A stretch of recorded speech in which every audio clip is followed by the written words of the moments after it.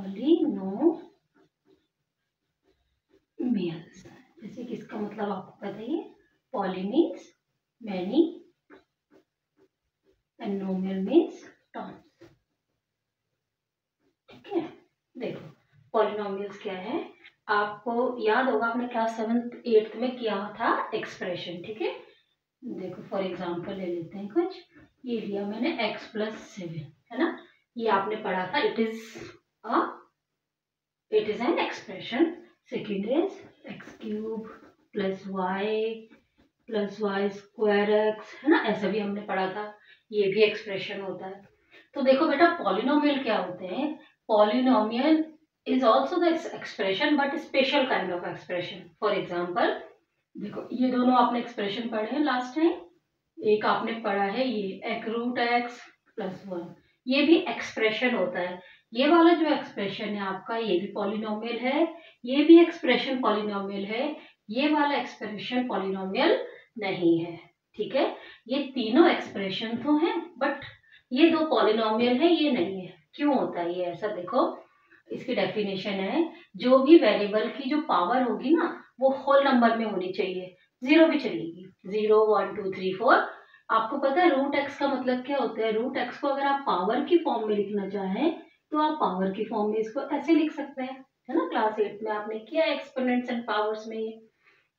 तो यहाँ पे देखो आप x की पावर क्या आ गई, रूट में आ गई, सॉरी √x की पावर, x जो है रूट के अंदर आ गया, इसकी पावर आ गई, not a whole number, so इसीलिए ये पॉलिनोमियल नहीं है। तो polynomial are those expression in which powers of variables are only in whole numbers.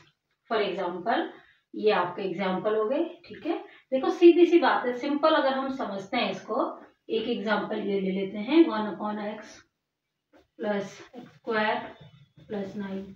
क्या ये पॉलिनोमियल है, ये भी पॉलिनोमियल नहीं है, ये एक्सप्रेशन है लेकिन पॉलिनोमियल नहीं है। ठीक है, बस सिंपल हम ये समझते हैं, क्यों, क्योंकि आपका जो x है, जो भी वेरिएबल है, x नहीं कोई भी वेरिएबल, y में दे दे, z में दे दे, किसी में दे दे वेरिएबल, नंबर से कोई मतलब नहीं है, नंबर आपका रूट में भी आ सकता है, हम सिर्फ वेरिएबल की बात कर रहे हैं। आपका जो वेरिएबल है सिंपल लैंग्वेज में समझेंगे, ना तो वो रूट के अंदर होना चाहिए, ना क्यूब रूट होना चाहिए, और ना नीचे डिनोमिनेटर में होना चाहिए, बस ये दो कंडीशन नहीं होनी चाहिए। ठीक है, ये किसी रूट के अंदर ना हो और ये डिनोमिनेटर में ना हो वेरिएबल, तो वो सिर्फ एक्सप्रेशन होता है, फिर वो पॉलिनोमियल नहीं होता है। ये पॉलिनोमियल है, ये पॉलिनोमियल है। हाँ, 1/x भी अगर आपको याद होगा, इसको हम कैसे लिखते थे पावर में, x की पावर नीचे 1 है तो ऊपर जाके माइनस हो जाएगी, -1 हो गई, देखो इसीलिए नहीं लिखा जाता इसको, इसीलिए इसको हम पॉलिनोमियल नहीं कहते। इतना समझ में आया। तो सिंपल लैंग्वेज में those expressions in which power of variables are in whole number are called polynomials. Okay, अच्छा एक और टाइप का एग्जांपल देख लेते हैं, पहले इसको बेसिक समझ लेते हैं ये होता क्या है। ठीक है, जैसे कि आपके पास ये है x⁴/x + 9y + 2। ठीक है बेटा, ये एक्सप्रेशन है, हाँ जी बिल्कुल एक्सप्रेशन है, पॉलिनोमियल है। अब आपको क्या लग रहा है, नीचे x है तो पॉलिनोमियल नहीं होगा, नहीं बेटा, एक चीज और याद रखना, जब भी हम टर्म्स देखेंगे, टर्म्स हमेशा सिंप्लीफाई फॉर्म में होनी चाहिए, टर्म्स सिंप्लीफाई फॉर्म में होनी चाहिए। ठीक है, अभी देखो ये एक टर्म है, टर्म का मतलब पता है ना आप लोगों को, क्या क्या होती है टर्म, टर्म वो होती है जब तक आपका मल्टीप्लाई डिवाइड चलेगा ये एक ही टर्म मानी जाएगी। फॉर एग्जांपल, ये एक टर्म है, ये एक टर्म है, ये दोनों देखो y² और x मल्टीप्लाई में, लेकिन ये एक ही टर्म में आएगा। ठीक है, टर्म को कौन अलग करता है, ये प्लस माइनस अलग करते हैं, यहाँ प्लस हो या माइनस हो, इससे टर्म अलग होती है, मल्टीप्लाई डिवाइड से टर्म अलग नहीं होती जब तक मल्टीप्लाई है। जैसे कि ये एक टर्म है, इन दोनों की मल्टीप्लाई हो रही है, लेकिन ये पूरा एक टर्म माना जाएगा, ये प्लस ये सेपरेट कर रहे हैं, तो इस एक्सप्रेशन में टोटल कितनी टर्म्स है, 1 2 3। ठीक है, मल्टीप्लाई को एक ही टर्म देखना है आपने। अब मैंने क्या बोला, टर्म आपकी सिंप्लीफाई फॉर्म में होनी चाहिए, जितना सिंप्लीफाई हम कर सकते हैं हम करेंगे। देखो यहाँ पर है x की पावर 4 और यहाँ x की पावर x है, सिंगल x है। आपने पावर फॉर्म वो पढ़ा था आपने, लॉज ऑफ एक्सपोनेंट, उससे क्या होता है हमारा, लॉज ऑफ एक्सपोनेंट कहता है अगर ऊपर पावर 4 है नीचे पावर 1 है ना, ये 1 है ना, तो बेस सेम होता है तो पावर आपस में माइनस हो जाती है, तो ये कितना बचेगा, x³ बचेगा। ये तो हुआ आपका फॉर्मूला फॉर्म में। अगर आप सिंपल फॉर्म में करें तो आपको पता है x की पावर 4 का मतलब होता है x into x into x into x upon नीचे वाला x ये है, एक x कट गया, तो अल्टीमेटली इसने x क्यूब भी बचना है फिर। ठीक है, तो इसको देखेंगे, ये बचेगा आपका x cube plus 9y plus 2। तो आपने जो टर्म देखनी है वो सिंप्लीफाई फॉर्म में होनी चाहिए। ठीक है, तो आपकी ये टर्म सिंप्लीफाई फॉर्म में आ गई। अब देखो क्या ये एक्सप्रेशन है, इसको हम क्या लिखेंगे, इसका आंसर हम देंगे yes, it is expression as well as it is a polynomial. ये पॉलिनोमियल, क्या ये पॉलिनोमियल है? हाँ जी, ये पॉलिनोमियल है। ठीक है, एक्चुअली ये टर्म थी, ये देखने में लग रहा है हम लोग।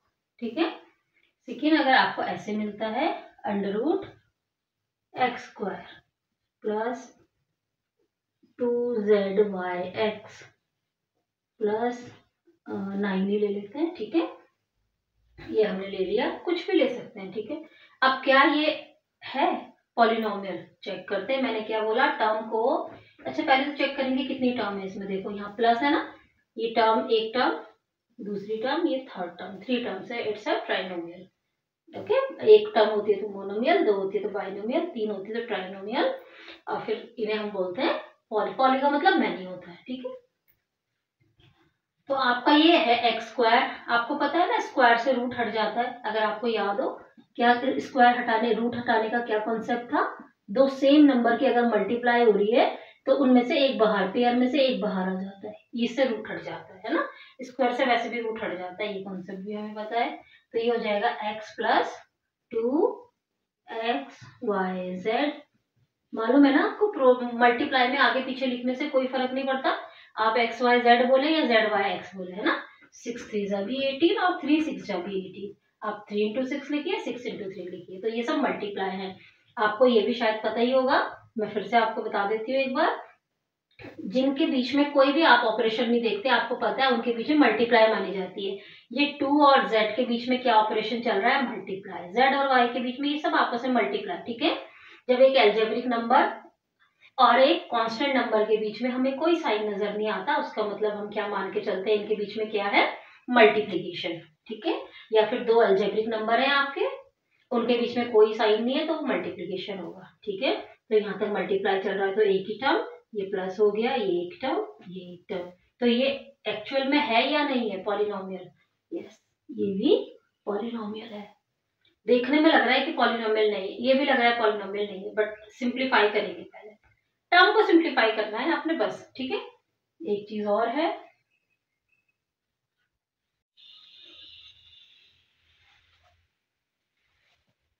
अब हम समझेंगे डिग्री ऑफ अ पॉलिनोमियल। ठीक है, पॉलिनोमियल डिग्री क्या होती है पॉलिनोमियल की? देखो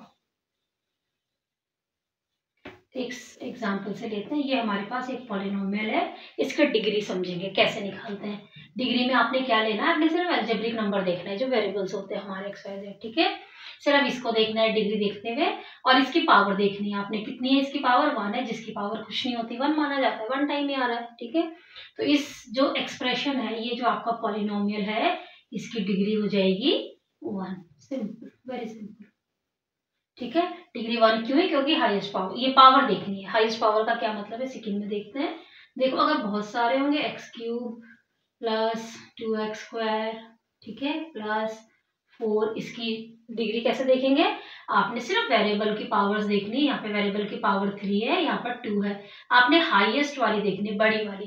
तो हाईएस्ट पावर कितनी है? 3। तो इस आपके पॉलिनोमियल की डिग्री कितनी हो जाएगी? यहाँ पर हो जाएगी डिग्री 3। बस आपने हाईएस्ट पावर देखनी है। ठीक है, एक एग्जांपल से और समझते हैं। देखो अगर ऐसा है, ये थोड़ा एक्स्ट्रा मैं आपको बता रही हूँ, plus 2y square plus x plus 6, suppose we have this polynomial. कैसे देखनी है? देखो बेटा, सबसे पहले तो आपने टर्म देखना है, टर्म 1 2 3 4। टर्म में आपने हर वेरिएबल की इनकी पावर देखो, इसकी पावर 1 है, 1 है, कुछ नहीं होता तो 1 मानते हैं। तो इस पावर, इस जो टर्म की टोटल पावर मानी जाती है वो इन सबका एडिशन मानी जाती है, यानी कि 1 प्लस 1 प्लस 1। तो इसकी पावर कितनी हो गई? 3। इस टर्म की पावर हुई, ये पॉलिनोमियल की डिग्री नहीं है अभी, इस टर्म की पावर है। इस टर्म की पावर कितनी होगी? वेरिएबल की पावर देखो बस 2, इस टर्म की पावर कितनी होगी? 1। यहाँ पे टर्म है ही नहीं, सॉरी, यहाँ पर तो वेरिएबल है ही नहीं, तो अब इसमें हाईएस्ट कौन है? 3। तो इस पॉलिनोमियल की आपकी जो डिग्री होगी वो होगी 3। ठीक है, इस पॉलिनोमियल की 1, इसकी 3, इसकी भी 3 क्यों हुई? अगर ऐसा केस आ जाता है तो जितने भी ये मल्टीप्लाई में इन सब की पावर्स को ऐड कर दिया जाता है, वो उस टर्म की पावर मानी जाती है। फिर जो हाईएस्ट पावर होती है वो डिग्री हो जाती है उस पॉलिनोमियल की। ठीक है, थोड़ा सा कॉम्प्लिकेटेड ले लेते हैं। ऐसे x की पावर 4/x प्लस, ये तो आपको समझ में आ गया होगा, ये तो मैंने अभी आपको एग्जांपल में समझा दिया था। ठीक है, ये नहीं, थोड़ा सा ये तो आप कर लेंगे। ये वाला देखो, अगर ऐसा आता है कुछ 3x² plus 2y plus -x² minus 2x² plus 8, suppose ये आ गया आपका। ठीक है, अब कितनी टर्म्स है इसमें? सबसे पहले आपने टर्म निकालने के लिए क्या करना है ना, पहले आपने इन्हें कलेक्ट करना है। लाइक टर्म्स आपकी जितनी भी होती हैं वो कभी भी स्प्लिट नहीं होनी चाहिए, वो हमेशा एक होनी चाहिए, कॉम्पैक्ट होनी चाहिए। पहले हम इन्हें मर्ज करेंगे। ये 3x², ये माइनस का x², ये माइनस का x², ये भी माइनस, ये भी माइनस। हमें पता है लाइक टर्म्स ऐड हो जाती है। लाइक टर्म्स का मतलब पता है ना, जिनमें एल्जेब्रिक नंबर एग्जैक्टली एक जैसे होते हैं, बिल्कुल एक जैसे। अगर x² है तो x² ही लाइक टर्म होगा। ठीक है, ये भी लाइक टर्म है, ये लाइक टर्म नहीं है। इवन अगर यहाँ पर कहीं ये 2x भी होता तो भी ये लाइक टर्म्स नहीं होते ये दोनों। क्यों? क्योंकि यहाँ पे x का स्क्वायर है, इसमें x का स्क्वायर नहीं है। मैथ्स के नंबर को छोड़ के बाकी जो बचा है वो एग्जैक्टली सेम होना चाहिए, तब उन्हें हम लाइक टर्म्स कहते हैं। ठीक है, तो ये आपका लाइक टर्म्स ऐड सब्ट्रैक्ट हो जाती हैं, बिल्कुल वैसे जैसे मैथ्स के नॉर्मल आप नंबरों को करते हैं। इसके आगे कुछ नहीं है तो आप 1 मानेंगे। ये माइनस का 1, ये माइनस का 2, माइनस माइनस कितना होता है? प्लस, तो माइनस का 3 आ जाएगा। तो इसका एडिशन कितना आएगा? -3x²। बस इतना ही होता है लाइक टर्म को ऐड करने का तरीका। अब ये प्लस का 3x² है तो ये इससे कैंसिल हो जाएगा, तो बचेगा नहीं। आपका क्या बचा? 2y plus 8। तो अब इस इक्वेशन की अगर हम डिग्री देखेंगे तो इस इक्वेशन की डिग्री हम कितनी लिखेंगे? इस इक्वेशन की डिग्री हम लिखेंगे 1, जबकि यहाँ देखने से हमें लग रहा था डिग्री 2 होगी। तो आपने क्या करना है, आपकी जितनी भी टर्म्स स्प्लिट है पहले उन्हें हम कॉम्पैक्ट बनाएंगे, सिंगल टर्म बनाएंगे, क्योंकि एक्चुअल में वो एक ही टर्म है लेकिन स्प्लिट फॉर्म में दे रखी है। ठीक है, तो ऐसे हम इसकी डिग्री निकालेंगे। इसकी डिग्री कितनी होगी? 1। अब आप काफी कुछ समझ गए होंगे कि चीजों को थोड़ा सिंप्लीफाई करके हमें देखना है। ठीक है, तो ये 1 2 3 4 5, आपको क्या लग रहा है इसमें 5 टर्म्स है इस पॉलिनोमियल में? नहीं, इस पॉलिनोमियल में एक्चुअली कितनी टर्म्स है? 2 ही टर्म्स है बस। ठीक है, 1 2, और इसकी डिग्री क्या होगी? 1। ठीक है, एक चीज और आपको मैं यहीं पे बता देती हूँ, जिस पॉलिनोमियल की डिग्री 1 होती है उसे कहते हैं लीनियर पॉलिनोमियल। Linear polynomial. ठीक है, आपको पता है लीनियर क्यों कहते हैं? आप आगे इसका ग्राफ पढ़ेंगे तो आपको समझ में आएगा। देखो, लीनियर लाइन से बना है।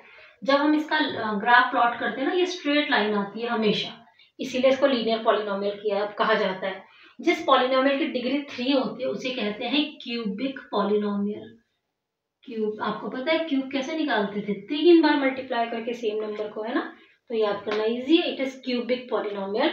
एक और कर लेते हैं, जैसे ये वाला आपका पॉलिनोमियल है x² प्लस 9x प्लस 7।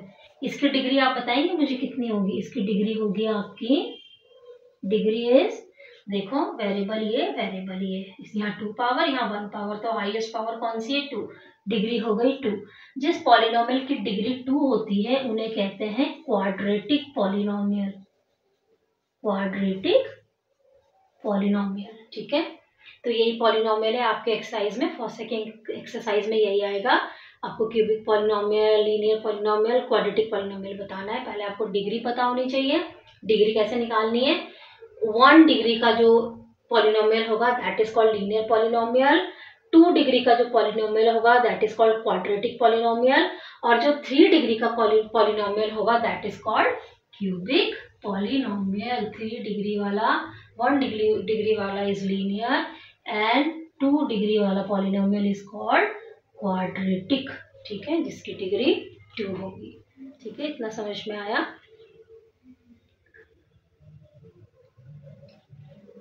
अब देखो यहीं से समझते हैं, ये आपका पॉलिनोमियल है, कितने कितने वेरिएबल में है? This is linear polynomial in one variable, variable एक ही नजर आ रहा है सिर्फ एक। यहाँ पर लीनियर, ये this is cubic polynomial, this is cubic polynomial, ये 3 और 2 तो मैंने आपको समझाने के लिए लिखा था पावर के लिए। दिस इज क्यूबिक पॉलिनोमियल क्योंकि डिग्री इसकी 3 है। It is it in one variable? Yes. देखो यहाँ पर भी x और यहाँ पर भी x, वेरिएबल एक ही नजर आ रहा है x। चलो आगे चलते हैं, इस पॉलिनोमियल को देखते हैं। इस पॉलिनोमियल में कैसा पॉलिनोमियल है? ये भी क्यूबिक पॉलिनोमियल है, 3 डिग्री है क्योंकि, but it is cubic polynomial in how many variable? देखो कितने वेरिएबल नजर आ रहे हैं हमें, x भी नजर आ रहा है, y भी, z भी, 3 वेरिएबल। तो इसे बोलेंगे cubic polynomial in 3 variables. It is cubic polynomial because degree 3 है। डिग्री कैसे निकालनी है आपने देख ली। It is cubic polynomial but in 3 variables. ठीक है, ये वाला आपका अगर इसके बारे में पूछा जाए तो आप इसको बोलेंगे it is a linear polynomial. ठीक है, it is linear polynomial because इसकी डिग्री 1 है in one variable. Linear polynomial in 2 variable कैसे लिखेंगे, कुछ आइडिया देंगे आप मुझे?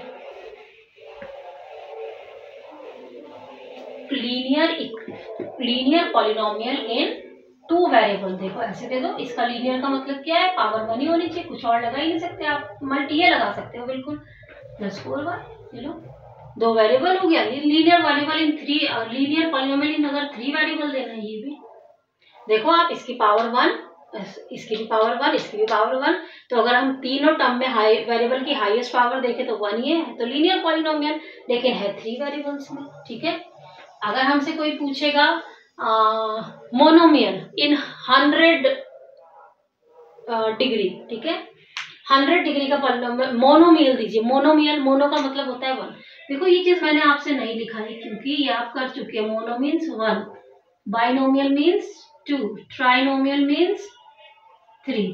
नोमियल का मतलब डिग्री नहीं है, ये तो नंबर ऑफ टर्म्स है। देखो यहाँ पे कितनी टर्म्स है, 1 2। ये है तो आपका लीनियर पॉलिनोमियल क्योंकि इसकी डिग्री 1 है, लेकिन इसमें 2 टर्म्स है, 1 टर्म 2 टर्म, लेकिन ये बाइनोमियल है। ठीक है, नंबर ऑफ टर्म्स के केस में बाइनोमियल, मोनोमियल, और डिग्री के केस में क्यूबिक, ठीक है, क्वाड्रेटिक, लीनियर। अभी मैं आपको लिखा दूंगी इसको। ये है आपका, अब क्वेश्चन पूछा है मोनोमियल चाहिए हमें, लेकिन कितने डिग्री का क्वेश्चन पूछ रहा है। मोनोमियल एक लिखिए, लेकिन उसकी डिग्री 100 होनी चाहिए। ठीक है, मोनोमियल का मतलब क्या होता है बेटा? मोनो का मतलब 1 होता है, यानी कि उसमें एक ही टर्म आनी चाहिए। अब एक टर्म आनी चाहिए, डिग्री भी चाहिए, तो फिर एक टर्म को x ले लेते हैं। ठीक है, एक टर्म को आप 10x भी ले सकते हो। ठीक है, अब इसकी डिग्री 100 होनी चाहिए, तो पावर कितनी लेंगे इसकी? 100 बस। अगर आपको एक और मोनोमियल चाहिए तो आप x और y कर सकते हो। ये भी मोनोमियल है, जब तक मल्टीप्लाई एक ही टर्म मानी जाती है।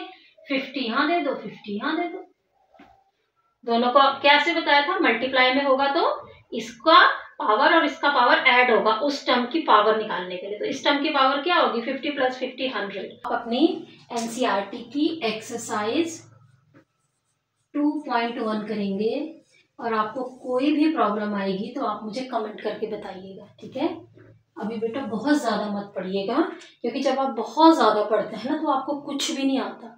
तो आप एक काम कीजिए, पहले सिर्फ इतना कॉन्सेप्ट समझिए और ये एक्सरसाइज करने की कोशिश कीजिए सिर्फ एक बार में एक ही। जब आप बहुत लंबी लंबी वीडियोस देखते हैं, उसमें ये भी है, ये भी है, ये भी है, तो फिर आपको कुछ भी नहीं आ पाता। ये हमारे संग प्रॉब्लम होती है। ठीक है, और एक चीज़ और याद रखिएगा मैथ्स के बारे में। अभी आपने मेरे हाथ से देखा तो आपको लग रहा होगा कितना ईजी है, ऐसे ऐसे तो करना है, ऐसे ऐसे तो करना है। लेकिन मैथ्स के संग एक बात ये है कि मैथ्स देखने में जितना ईजी लगती है दूसरों के हाथ से, अपने हाथ से करते हुए हमें स्टार्ट करने में दिक्कत हो जाती है। ठीक है, तो ये सिर्फ देखने के बेसिस पे, अरे देखने में तो इजी लग रहा है, इस पे कभी मत जाइए। आप खुद करिए, खुद बैठिए, कितना भी इजी क्वेश्चन होगा, लेकिन जब आप खुद करने बैठेंगे ना, आप देखिएगा आपको ये समझ नहीं आएगा कि स्टार्ट कहाँ से करूँ।